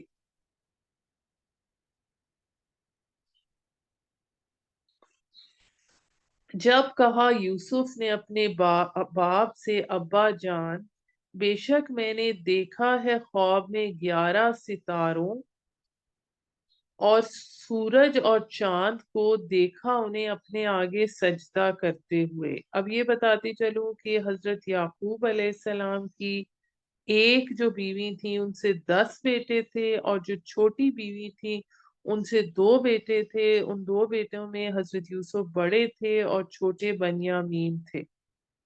اب جو خواب میں حضرت یوسف نے دیکھا کہ 11 بھائی ہیں، جو ان کو 11 ستاروں سے ان کو تشبیہ دی گئی ہے، اور سورج اور چاند سے ماں باپ ہیں، دیکھا انہیں اپنے آگے سجدہ کرتے ہوئے۔ کہا اے میرے بیٹے، نہ بیان کرنا اپنا خواب اپنے بھائیوں کے سامنے، ورنہ وہ چلیں گے تیرے خلاف چال۔ بے شک شیطان انسان کا دشمن ہے کھلم کھلا۔ اسی طرح برگزیدہ کرے گا تجھے تیرا رب، اور سکھائے گا تجھے تہ تک پہنچنا باتوں کی۔ اور اس میں ایک تو خوابوں کی تعبیر بیان کرنا بھی شامل ہے۔ اور پورا کرے گا اپنا انعام تجھ پر اور خاندان یعقوب پر، جیسے پورا کیا انعام تیرے باپ دادا پر اس سے پہلے ابراہیم اور اسحاق پر، یعنی پر دادا حضرت ابراہیم علیہ السلام تھے اور دادا حضرت اسحاق تھے حضرت یوسف کے۔ یقیناً تیرا رب سب جاننے والا، بڑی حکمت والا ہے۔ البتہ ہیں یوسف کے اور اس کے بھائیوں میں کے قصے میں نشانیاں پوچھنے والوں کے لیے، یعنی وہی جو یہودیوں نے سوال پوچھوایا تھا۔ اور جب انہوں نے کہا یوسف اور اس کا بھائی یعنی بنیامین زیادہ پیارے ہیں ہمارے باپ کو ہم سے، اور ہم ہیں طاقتور جماعت، بے شک ہمارا باپ غلطی پر ہے، صریح مار ڈالو یوسف کو۔ یا پھینک دو اسے کسی سرزمین میں تاکہ ہو جائے تمہاری طرف توجہ تمہارے باپ کی۔ اب چونکہ باپ حضرت یوسف سے بہت محبت کرتے تھے تو اس لیے انہوں نے ارادہ کیا کہ اس کو پھینک دو کسی زمین میں یا مار ڈالو، کہ پھینک دو کسی زمین میں کہ باپ کی توجہ ہماری طرف ہو جائے، کیونکہ ہم تو جو 10 بھائی ہیں 11 طاقتور جتھا ہے، یہ چھوٹے دونوں جو ستیلے ہیں ان کی نسبت۔ اور ہو جانا تم اس کے بعد صالح لوگوں کی طرح، کہا ایک کہنے والے نے، اب وہ جو ان میں سے سب سے بڑا تھا ان میں سے یہودا، اس نے کہا کہ نہ قتل کرو یوسف کو بلکہ ڈال دو اسے کسی گمنام کنویں میں تاکہ اٹھا لے جائے اسے کوئی مسافر اگر تم کو کچھ کرنا ہی۔ اب یہودا جو تھا وہ نسبتاً شریف النفس تھا۔ وہ بولے ہمارے باپ کیا ہے تجھے کہ نہیں اعتبار کرتا ہم پر یوسف کے معاملے میں، حالانکہ ہم تو اس کے خیر خواہ ہیں۔ بھیج دیجئے اس کو ہمارے ہمراہ، کل کے خوب کھائے اور کھیلے اور یقیناً ہم اس کے محافظ ہیں۔ کہا البتہ مجھے غم میں ڈالتی ہے یہ بات کہ لے جاؤ تم اسے، اور مجھے ڈر ہے کہ کھا جائے اسے بھیڑیا جبکہ تم اس سے غافل ہو جاؤ۔ یعنی یہ نہ ہو کہ تم اپنے دھندوں میں منہمک ہو جاؤ اور ان کو بھیڑیا کھا جائے۔ کہنے لگے اگر کھا گیا اس کو بھیڑیا جبکہ ہم ہیں طاقتور جماعت تو بے شک ہم تب بڑے زیانکار ہوں گے۔ پھر جب وہ چلے اسے لے کر اور متفق ہوئے کہ ڈال دیں اسے گمنام کنویں میں، ہم نے وحی کی یوسف کو کہ خبردار، خبر دے گا تو ان کو ان کی اس حرکت کی اور وہ نہ جانیں گے۔ یعنی الہام کیا کہ اللہ تمہاری حفاظت کرے گا۔ آئے اپنے باپ کے پاس روتے ہوئے رات کو۔ ابا کہنے لگے اے ابا جان، ہم دوڑنے لگے آگے نکلنے کے لیے، چھوڑ دیا تھا ہم نے یوسف کو اپنے سامان کے پاس، پھر کھا گیا اس کو بھیڑیا، اور نہ یقین کرے گا تو ہمارا اگرچہ ہم سچے ہی ہوں۔ اور لے آئے وہ اس کی قمیص پر خون لگا کر جھوٹ موٹ۔ کہا ایسا نہیں ہے بلکہ بنا لی ہے تمہارے لیے تمہارے نفس نے ایک بات۔ اب ہوا یہ کہ کرتے پر وہ جھوٹ موٹ کا خون تو لگا لائے تاکہ یہ سمجھا جائے کہ بھیڑیا دراصل در حقیقت کھا گیا ہے، لیکن یہ نہ خیال کیا کہ اگر بھیڑیا سچ مچ کھا جاتا تو بھیڑیے کے دانتوں سے کرتا بھی تو پھٹ جاتا، کرتا بالکل سالم تھا۔ تو جب انہوں نے حضرت یعقوب سے آ کر کہا کہ یوسف علیہ السلام کو بھیڑیا کھا گیا تو انہوں نے سمجھ لیا کہ یہ جھوٹ کہتے ہیں، کیونکہ بھیڑیا یوسف کو تو کھا گیا مگر کرتے کو ذرا نہ پھٹنے دیا۔ صبر ہی بہتر ہے اور اللہ ہی مدد سے ہی مدد مانگتا ہوں اس بات پر جو تم بیان کرتے ہو۔ اور آیا ایک قافلہ اور بھیجا انہوں نے اپنا ایک پانی بھرنے والا، پھر جو ہی ڈالا اس نے اپنا ڈول، کہنے لگا زہے قسمت یہ تو ایک لڑکا ہے، اور چھپا لیا اس کو مال تجارت سمجھ کے، اور اللہ خوب جانتا تھا جو کچھ وہ کر رہے تھے، اور بیچ ڈالا اس کو کم قیمت میں چند درہم پر، گنتی کے، اور ہو رہے وہ اس سے بیزار، یعنی چند چونیوں کے بس دینار کا چوتھائی حصہ۔ اور کہا اس شخص نے، جس شخص نے خریدا اس کو مصر میں اپنی بیوی سے، کہ اکرام سے ٹھکانہ دینا اس کو، شاید کہ فائدہ پہنچائے ہمیں یا بنا لیں ہم اس کو بیٹا۔ اب یہ کس نے کہا؟ یہ عزیز مصر تھا، اور اس کے بارے میں یہ سمجھیں کہ مصر کا ایک بڑا آدمی تھا، بادشاہ نہیں تھا، اور اس طرح جگہ دی ہم نے یوسف کو ملک میں، اور یہ کہ سکھائی ہم نے اس کو تعبیر باتوں کی، اور اللہ غالب ہے اپنے معاملات میں، لیکن اکثر لوگ نہیں جانتے۔ یوں انہوں نے حضرت یوسف علیہ السلام کے علم میں اضافہ ہوا ایک نئی جگہ رہ کر، اور جب پہنچا اپنی جوانی کو عطا کی ہم نے اس کو حکمت، اب یہاں اس سے مراد نبوت بھی ہو سکتی ہے، اور علم، اسی طرح جزا دیتے ہیں ہم نیک لوگوں کو۔ اور مائل کرنا چاہا اس عورت نے، اب یہ عورت کون تھی؟ عزیز مصر کی بیوی، وہ جس کے گھر میں تھا اپنی طرف، اور بند کر دیے دروازے، اور کہا آ جاؤ۔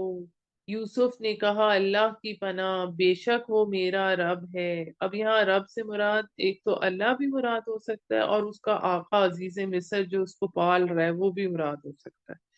اور اچھی طرح رکھا اس نے مجھ کو، بے شک نہیں فلاح پاتے ظالم۔ البتہ وہ قصد کر چکی تھی اس کے ساتھ، اور قصد کیا ہوتا اس سے اگر نہ دیکھ لیتا وہ، یعنی طبع بشری کی بنیاد پہ حضرت یوسف علیہ السلام سے اگر نہ دیکھ لیتا وہ دلیل اپنے رب کی۔ اب اس میں دلیل جو برہان کا لفظ آیا وہ کیا تھی؟ اس کے بارے میں ایک رائے آتی ہے کہ دیوار پر انہیں حضرت یعقوب علیہ السلام کی تصویر نظر آئی اور وہ انگلی سے منع کر رہے تھے۔ ایسا ہی ہوا تاکہ دور رکھیں ہم اس سے برائی اور بے حیائی، اور یقیناً وہ ہم ہمارے برگزیدہ بندوں میں سے ہے۔ اب اس کا نام جو زلیخا آتا ہے وہ تورات میں آتا ہے، قرآن میں اس کا نام زلیخا نہیں ہے۔ وہ حضرت یوسف کے حسن و جمال پر فریفتہ ہو رہی تھی، اور اس نے اس لیے غلط کام کا ارادہ کیا۔ آیت نمبر 25، اور دوڑے دونوں دروازے کی طرف اور پھاڑ دیا اس کا کرتا پیچھے سے، اور پایا دونوں نے اس کا خاوند دروازے کے پاس۔ اب اتفاق سے اس کا خاوند جلدی آ گیا، اور وہ ان دونوں نے اس کو وہاں پا لیا۔ کہنے لگی کیا سزا ہے اس کی؟ اب اس نے فوراً زلیخا نے پینترا بدلا، اور اس نے کہا کیا سزا ہے اس کی جو ارادہ کرے تیری بیوی کے ساتھ برائی کا، مگر یہ کہ قید کیا جائے یا سزا دی جائے دردناک۔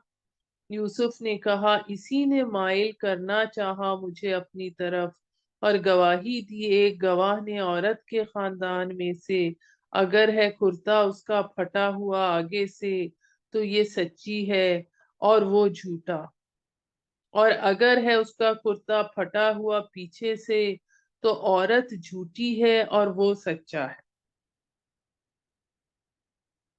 اب یہ بات اس بارے میں آتا ہے کہ عورت کے رشتہ داروں میں سے وہاں کوئی تھا، اس نے یہ عادلانہ حکیمانہ بات کی۔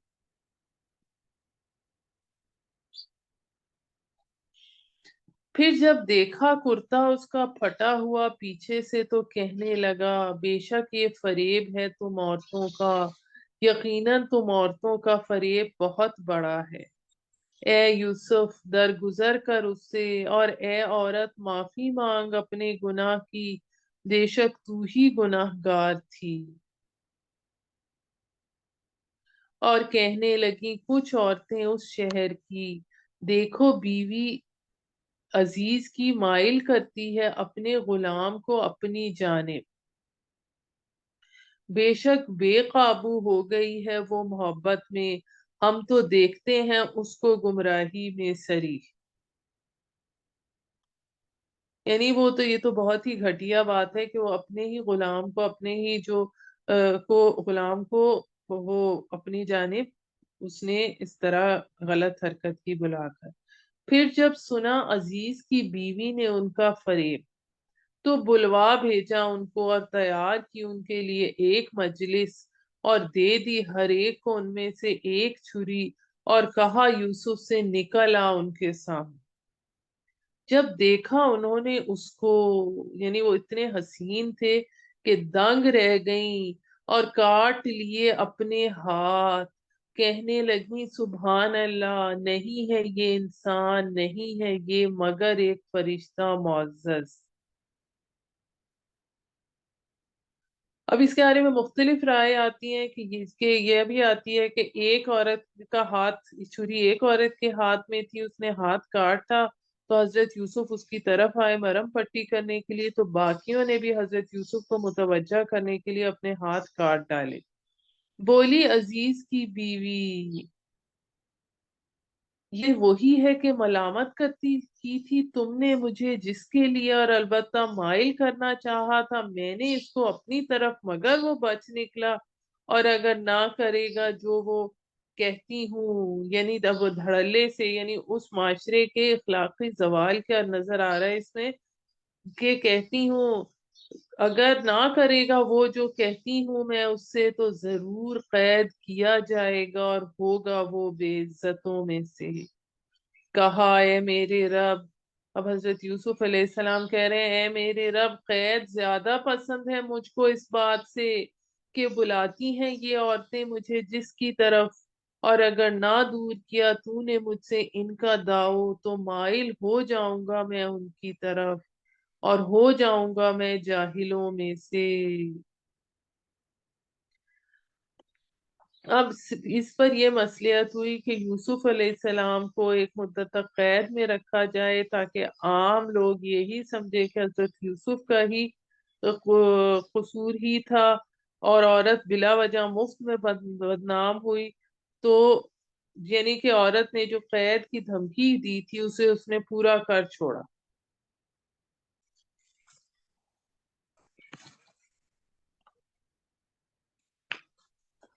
اب ہم آگے جاتے ہیں آیت نمبر 34 کی طرف۔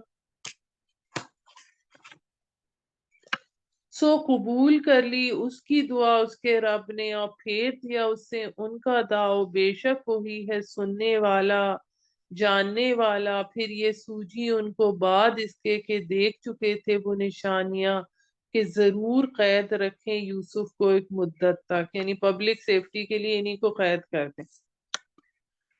اور داخل ہوئے اس کے ساتھ قید میں دو جوان، کہا ان میں سے ایک نے، اب وہ قید خانے میں حضرت یوسف علیہ السلام ان کے ساتھ دو قیدی وہاں آئے، کہا ان میں سے ایک نے میں دیکھتا ہوں کہ شراب نچوڑ رہا ہوں، دوسرے نے کہا میں دیکھتا ہوں کہ اٹھائی ہوئی ہیں اوپر اپنے سر کے روٹیاں، کاتے ہیں پرندے اس میں سے، بتا تو ہمیں اس کی تعبیر، بے شک ہم دیکھتے ہیں تجھے نیکوکار۔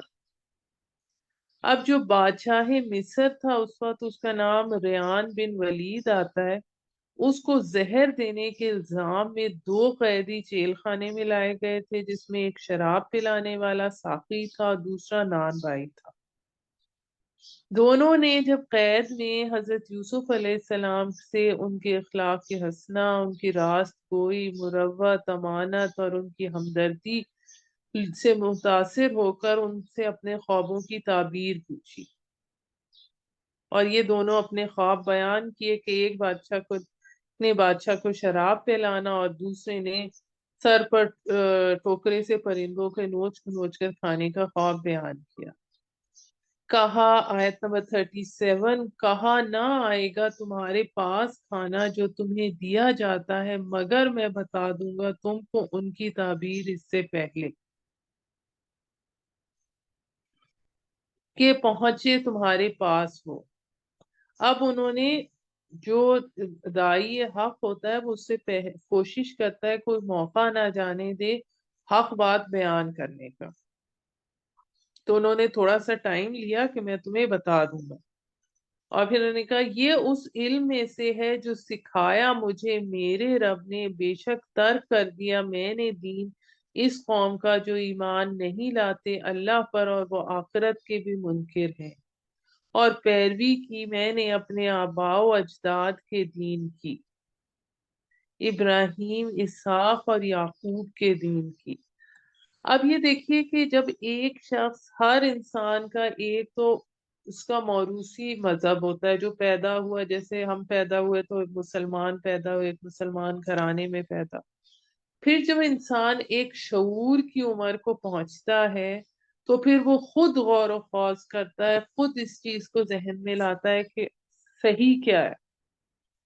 تو اس بارے میں حضرت یوسف علیہ السلام بتا رہے ہیں کہ میں نے، اگرچہ میرے جو باپ دادا تھے وہ اسحاق، ابراہیم اور یعقوب، یہ سب صحیح دین پر تھے، پھر میں نے خود بھی لیکن میں شعوری طور پر مسلمان ہوا، خود بھی میں نے اس دین کو پہچانا اور پیروی کی، میں نے آباء و اجداد کے دین کی، ابراہیم، اسحاق اور یعقوب کے دین کی، نہیں ہے ہمیں روا کے شریک ٹھہرائیں اللہ کے ساتھ کسی چیز کو، یہ اللہ کا فضل ہے ہم پر اور سب لوگوں پر، لیکن اکثر لوگ نہیں شکر کرتے۔ اے میرے قید خانے کے ساتھیوں، بھلا کئی معبود الگ الگ بہتر ہیں یا اللہ اکیلا جو زبردست ہے؟ اب اس بتانے سے خواب کی تعبیر پہلے پہلے وہ اللہ کی طرف بلا رہے ہیں۔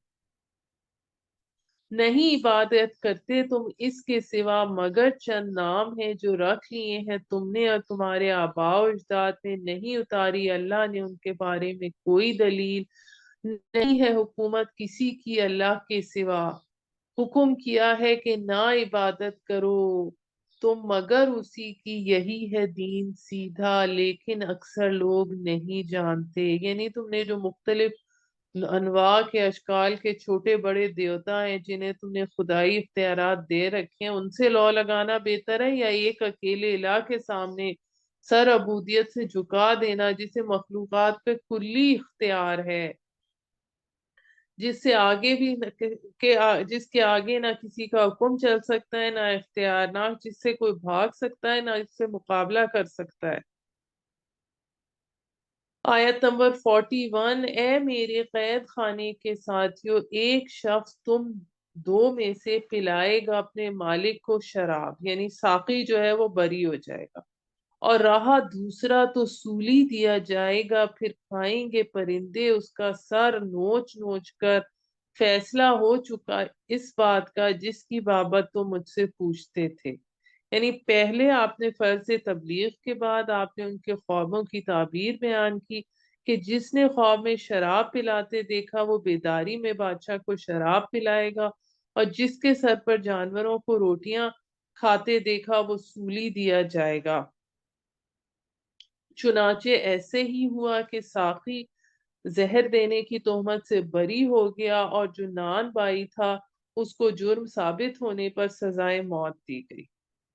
آیت نمبر 42، اور کہا اس سے جس کا گمان تھا کہ وہ بچے گا دونوں میں سے کہ ذکر کرنا میرا اپنے آقا سے، مگر بھلا دیا اس کو شیطان نے ذکر کرنا اس بات کا اپنے آقا سے، پس رہا یوسف قید میں کئی سال۔ اب یہ بضع سنین کا جو لفظ ہے یہ 2 3 سے 9 تک آ سکتا ہے، جو کہ کتنے سال رہے۔ اور کہا ایک دن بادشاہ نے کہ میں دیکھتا ہوں 7 گائیں موٹی کھا رہی ہیں انہیں 7 دبلی، 7 بالیں ہیں ہری اور دوسری 7 سوکھی۔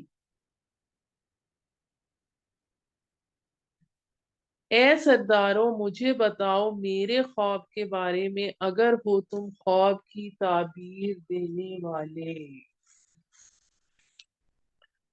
اب یہاں پر یہ میں آپ کو بتاتی چلوں کہ یہاں جو بادشاہ جس کی بات ہو رہی ہے وہ فرعون والا بادشاہ نہیں تھا، بلکہ اس کے بارے میں یہ آتا ہے کہ یہ وہ جو چرواہے بادشاہ تھے ان میں سے تھا۔ ان کی تھوڑی سی ڈیٹیل میں آپ کو اس طرح سے بتاتی چلوں کہ اس وقت مصر پر فرائنا کی حکومت نہیں تھی۔ یہ جو چرواہے بادشاہ تھے انہیں ہکسوس کنگز بھی کہتے ہیں۔ تو تاریخ میں کچھ ایسے واقعات ملتے ہیں کہ کچھ صحرائی قبیلوں نے قوت حاصل کر کے متمدن علاقوں پر چڑھائی کی، اور یا پھر وہ لوٹ مار کر کے واپس چلے گئے، یا پھر انہوں نے ان علاقوں پر اپنی حکومتیں قائم کر لی۔ ایسی ہی ایک مثال مصر کے چرواہے بادشاہوں کی سی ہے جو صحرائی قبیلے سے تعلق رکھتے تھے، انہوں نے کسی زمانے میں مصر پر حملہ کیا اور جو مقامی قوم جسے قبطی قوم کہتے ہیں اس کو غلام بنا کر وہاں اپنی حکومت قائم کر لی۔ یہاں جس بادشاہ کا ذکر آ رہا ہے یہ اس خاندان میں سے تھا، اور اس بادشاہ کے جو یہ جو کہ جو اس سے پتہ لگتا ہے اس کے رویے کی یا اس کے کردار کی جو جھلک اس میں نظر آتی ہے، اس سے پتہ چلتا ہے کہ اگرچہ اسے توحید اور رسالت کا علم نہیں تھا مگر بیسیکلی وہ ایک نیک سرشت انسان تھا۔ آیت نمبر 44، بولے یہ پریشان خیالات ہیں اور نہیں ہیں ہم تعبیر ایسی خوابوں کی جاننے والے۔ کہا اس نے جو بچا تھا ان دونوں میں سے اور یاد آ گیا اس کو بعد مدت کے کہ میں بتاتا ہوں کو تعبیر اس کی، سو بھیج دیجئے مجھے یوسف کے پاس۔ اب ساقی جو قید سے چھٹ کر آیا تھا مدت کے بعد جب اسے حضرت یوسف یاد آئے، اس نے بادشاہ اور اہل دربار سے کہا کہ اگر مجھے ذرا قید خانہ جانے کی جائے تو میں اس خواب کی تعبیر لا سکتا ہوں۔ قید خانے میں ایک مقدس بزرگ فرشتہ صورت موجود ہیں جو فن تعبیر کے ماہر ہیں۔ میں تعبیر لینے کے لیے ان کی خدمت میں حاضر ہوتا ہوں، چنانچہ اجازت دی گئی۔